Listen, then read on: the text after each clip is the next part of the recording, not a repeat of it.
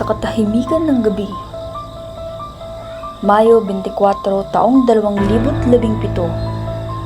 Tila payapa ang lahat. Pero sa kanyang pagpikit, hindi na niya masisilayan ng pagsikat ng araw.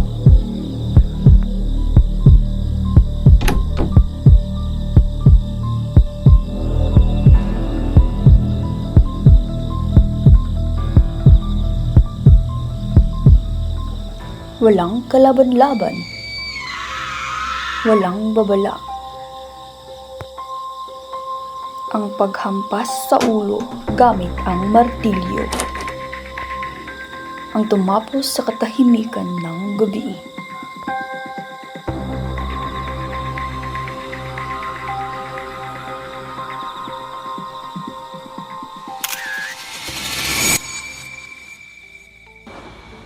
Ayon sa aming investigasyong nakalap mula sa medical experts at sa statement ng witness na yung naturang krimen is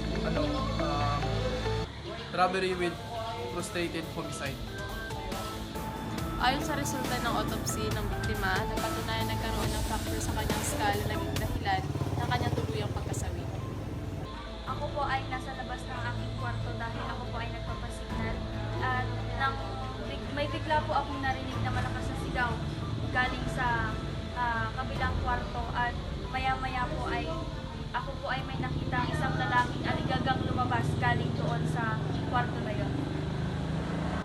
Para sa criminal case number 1074-P17, ikaw ay napatunayang may sala sa krimeng frustrated murder. Para naman sa criminal case number 1075-P17, ikaw ay napatunayang may sala rin sa krimeng robbery with homicide. Dahil dito, hinahatulan ka ng habang buhay na pagkakabilanggo ng walang pagkakataon para sa pako. Inuutusan din na akusado na bayaran ang lahat ng gastusing medikal at danyos perwisyo sa pamilya Herrera. Ang desisyong ito ay pinal at executory.